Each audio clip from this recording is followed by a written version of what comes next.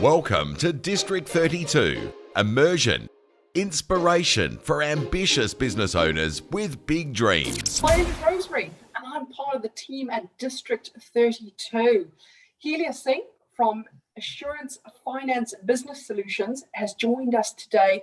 I'm really thrilled that you've joined us, Helia, because you have an incredible wealth of knowledge, and pardon the pun, but as a wealth coach. Not only are you a wealth coach, but you're a TEDx speaker, you're an international bestseller author, you've got expertise in financial advisory, budgeting, executive coaching. You really just have such an amazing toolkit to be able to help people. And I'm excited about this interview today. So here to kick off, I would love for you to share a snapshot of who you are and what your business is about. And particularly one of the areas of interest for me is the fact that you created an online platform to educate people around financial management. So please, a warm welcome to you. Please share a little bit about yourself and your business. Hi, Rosemary. Thank you very much for having me here. I appreciate it. As a wealth coach, I just didn't, decide overnight to become a wealth coach. I've been a financial advisor, tax consultant, underwriter for the last 23 years. And during all this time, one thing I've noticed all my clients have in common was the lack of financial education. It doesn't matter what was their professional degree and what they were doing in their life, whether they were a surgeon, lawyers, or even accountant. But I've noticed one thing that they are really missing in there is just to put all these puzzles together and make a good decision for their retirement, for their life, and to managing their money. And that really prompted me to write down all the questions that every time people ask me. And especially one question that really got me was that, how can I save without having money? I don't even have enough money to save, and that's the title of one of my book on Amazon. And for every time somebody asked me that question, if I've put that dollar away, so I would have definitely made $1 million in passive income by now. Definitely. So this is how the financial education started. And I've noticed that, yes, the more I'm giving away in terms of educating my clients, the more they are interested and the more they want to know and the better decision that they make. And that was the reason that I, segued in my business. I thought, well, I'd love to do this. And I created online courses so people can go there and learn it on their own pace and even ask their questions. And yes, just become a educated citizen when it comes to their finance, no matter what they do in their professional life. And as of today, so I would like to give some tips and share it with your audience. And so hopefully everybody can make more money. Absolutely. Now, Helia, I'm intrigued. Your course that you offer online, is this something that's accessible to people, even internationally, that could benefit from, gaining this knowledge that you are sharing? Thank you for asking that question. Absolutely. The way I've made those courses was just to be forever green. So anybody from anywhere in the world, they can have access to it, especially when it comes to financial planning, because foundation is the same everywhere in the world. It's just a matter of tax laws is just a bit different here and there. But once we get the foundation correct, the rest is just applying the local rules in there. So how to start a business, especially business startup, is a big deal these days, anywhere in the world. Now we all are having business online. So the traditional business establishment is absolutely changed. So that's why we need to look at it from a different perspective, how to start a business and make sure the business really become profitable and not to be part of those people that unfortunately in the first 3 to 5 years, they have to close the shop. So the whole purpose is just give the people the tools to follow their passion, start a business even on the side or so, and then make sure it will grow. That's amazing, Helia. Thank you so much for giving your time, in terms of sharing your wisdom today and your expertise with ambitious business owners. whether it be through our community in District 32, in Western Australia, and of course internationally, where people will certainly benefit from listening to this interview. Because today, what we would really like to, really dive deep into is looking at 3 tips to create a multi-million-dollar retirement portfolio. So we'd love to get your insights. What's your first tip? All right, great. Before I give you the tip, I would like for audience to notice that those days that we used to think that, okay, $1 million is enough to have a, nice, healthy retirement and have a good lifestyle. Those days is gone. That was maybe 20 years ago. But these days we need to have multi-million-dollar portfolio, including all the assets, shares, and other things, just to make sure our retirement is a lifestyle of choice rather than it will be dictating us how to live. And my first 3 tips is, the first one is, it's very simple. There is no need to do an MBA for that. Just make sure you know where your supers are. Superannuation is a big part of your retirement portfolio, but most people, they don't even know where is their super. I'll give you a fact. By end of June 2020, this is the statistic shows from Australian Taxation Office, that they have about $14 billion unclaimed money sitting in superannuation fund with government. That's an extraordinary amount of money. It is.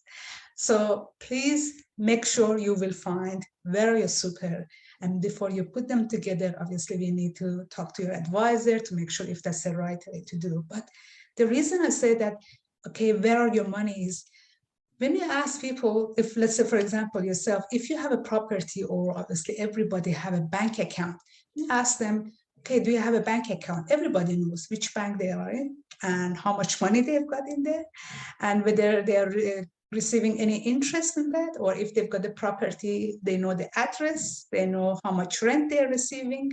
But when it comes to superannuation fund, that blows my mind, that every time I ask many clients, they have no idea. They know they have superannuation, but they don't know exactly where it is, how much it is, and how the managed fund is working there.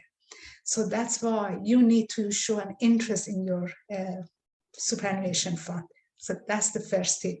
And again, so Helia, before you move on to the second tip, just for our international audience, I mean, what we're talking about in terms of superannuation is your pension. Now, there's often, advisors who are saying, look, you should top up your super, top up your pension. What are your thoughts around that? Well, before we jump in there and top up, we need to first look at the whole picture as a financial plan. For some people, they may not be suitable at this time to top up their super fund, but for some people it does. So there is no universal or uniform way to do it for everyone. We all are different. Our financial needs are different. Our age, background, everything is different. So obviously, even our financial planning and retirement planning would be different. So just because our friend or our siblings is just top up their superannuation, that doesn't mean that's the right way to do for you. You need to find out what is the best way, because one thing is, no matter in the world you put money into your super fund, you cannot have access to it easily until retirement. So before you direct your money goes in there, make sure, is this the best move, rather than maybe pay off your personal debt if you are paying high interest on other things. So maybe it's better to put your money there and pay it off sooner. But as a wealth coach, and obviously we are dealing with a lot of entrepreneurs online through District 32. So especially for business people, it's very different. So there are certain expenses that they can write it in their tax. So before you put any money into your super fund or your pension fund, or is it a 401k or anything you call it anywhere in the world, so just make sure that's the right choice to do it. Fantastic. So Helia, what is your second tip? Well, the second tip is, again, it's a very simple one. Don't count on inheritance. We all are coming from, again, different background, and now world has become one, what they call it, a small, village that everywhere living in another country. We all are migrated to many countries. Even our kids going to go somewhere. So those days are gone that we are just living in one city or country. And I've spoken to many clients who are from different backgrounds, and they all said that, oh yes, I've got my parents' home coming in. So this is about the financial plan. When we are writing down to say what we have, where we want to get, that's the first thing. We need to know where we are at currently, realistically. And many people have seen it, that they add their inheritance. Inheritance is not part of your financial plan, the one that you're going to receive. If you receive it, that's a bonus. Please let your parents, your family enjoy their money, their hardworking money, and have a retirement they want, rather than thinking or accounting that money towards your financial plan. And often I've seen when people, they say that, yes, a money is coming in, or there is a property somewhere back home, and my parents got 3-4 properties, they're going to give us a couple of them. Please just think of it as a bonus. Because I've seen many people, they think that, okay, money is coming in, so there is no point to do certain things here, because they have that illusion that there is already money there and they're taken care of. So just think there is no money, so then you'll be focused on what you have now, and then you will make a better choice for your financial planning. That tip is absolute gold, because certainly, engaging with so many people, whether they're business owners or employees, there are a lot of people still out there that do bank on that. So it's extraordinary hearing that from you, who specializes in the industry, that people are still banking literally on the cash that they can accumulate wealth from. Wow. True, true. So Helia, what is your third and final tip for us? Well, okay, I need to be always upfront and honest. I always tell my clients that when it comes to property, I'm biased. Property for me always is number one way of creating wealth, because that's the first basic rule of humans, that we all need shelter. We may not need shares in particular, company or cryptocurrency or many other things that's just going to be pop up from air here and there, but we all need shelter. And the way that globally people are increasing the population, property is the number one way of asset acquisition and retirement planning. But having said that, remember that there is a life expectancy is very different for people in different countries. And now, whether we like it or not, so we all are going to die one day, but we are living longer than what our parents and grandparents used to live. So let's be realistic when we are looking at numbering and working out our retirement. For example, I just spoke to a client the other day, and we found out, okay, by the time she's at the moment 40 years old, and we figured out by the time she is retired, which she would like to be retired by 60, her portfolio will be about $1.4 million. And she was so happy about it. All right, that's great. I didn't want to spoil that happiness, but I said to her, well, with your life expectancy at the moment in Australia is, I think it's about 84 years old. We're going to live up to 84. But in the world is around 75 in average. So if you are living by 84, so that means you have another 24 years to pay off for your own expenses. Do you think that $1.4 million enough? And when we went through the calculation and figured out, no, definitely is not enough. She must have been going from celebration to, oh no, Helia, I need your help and support. Exactly. So that was a very thought-provoking session we had. But yeah, now she thinks more serious about expenses, and before she goes and buy another nice Dior bag, so then she'll think again before spending that money. So that's why I consider your life expectancy when you are doing the sums for your retirement. So the numbers, even if you come up with a couple of $1 million, it's great, but is it enough to cover your life and your expenses? until Absolutely. one day we will have to leave the earth. Now, Helia, I'm curious, and I'm convinced that most of our audience is going to be. Does it matter where you buy property? Is it more about, acquiring property, whether it be in different countries that you have a portfolio? Do you recommend people, try and purchase more than one property? And also, when you've got an increase in interest rates, and particularly in WA at the moment, and in Perth, we've seen exponential growth with regards to properties and people trying to get on the property ladder really desperately. What would you recommend in times like this? Do you still recommend that people then, buy in the country that they're living, or would you look at exploring, purchasing properties elsewhere? Great question, Rosemary. Okay, the first thing is, again, another statistics. In Australia, only 8% of people are get investment property. Can you believe it? It is shocking. So that means still there is a big number and there's a demand for people to go and buy investment property. Investment property to me is just a way of putting your money in a safe place, and hopefully by the time you need it, you will take out that money or sell that property or do other things for your retirement. But if that property could be anywhere, one thing I would tell people, look at buying property process similar to buying shares. You will not go buy any shares anytime just because somebody said this share is good. Why is it different with property? That's why when we want to go buy property, don't just fall into that trap that, okay, this is a new area, or somebody said that, yes, it's going to go up, blah, blah. You need to do your own research.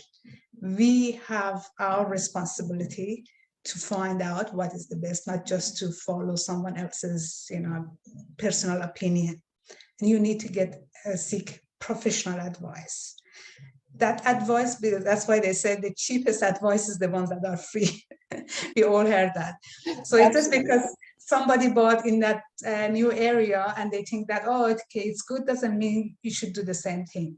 But definitely property, I'm a big fan of that, investing it, whether it's locally or internationally. Again, we are migrant here, so yes, it depends on what's our plan or your plan for future. So perhaps it's a good way of buying property back in your country. For example, I had a client, she was in Germany. I mean, she is my client, and a few years ago, she bought finally her first home. And so now she wanted to buy her investment property in Germany.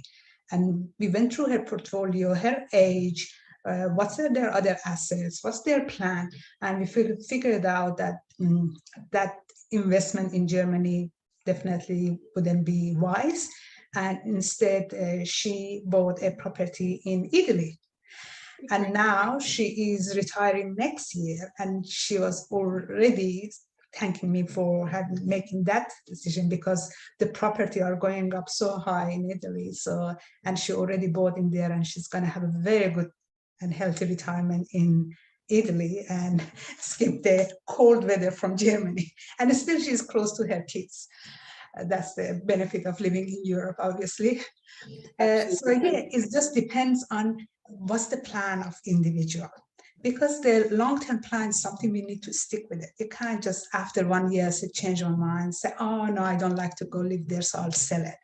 Now, that's the worst thing somebody can do to their investment portfolio. It doesn't matter, is it shares, property, or antique, or anything else. It's just to keep changing it and not sticking with the plan. Okay. Absolutely. Helia, you certainly brought some valuable insight into creating a multi-million-dollar retirement portfolio. I mean, who would have thought that you need to make sure you have an understanding of where all of your super is to get it into one place? I mean, that's just a golden nugget right there. And the best one for me is, not waiting for someone's foot to be in the grave so that you can inherit money to increase your portfolio. It's just, wow. And of course, property, really being just such an important investment for anybody. But, again, I love the fact that you have reiterated, seek advice, speak to a financial planner, because, investment for one person is not necessarily the right investment for another. So, thank you so much for sharing your expertise and wisdom on our District 32 immersion interview today. It has been an absolute pleasure to be with you, and what great nuggets you have shared with us today. Thank you, Rosemary, for having me. Appreciate it. Thank you, Helia. You've been listening to District 32, Immersion, Inspiration for Ambitious Business Owners with Big Dreams.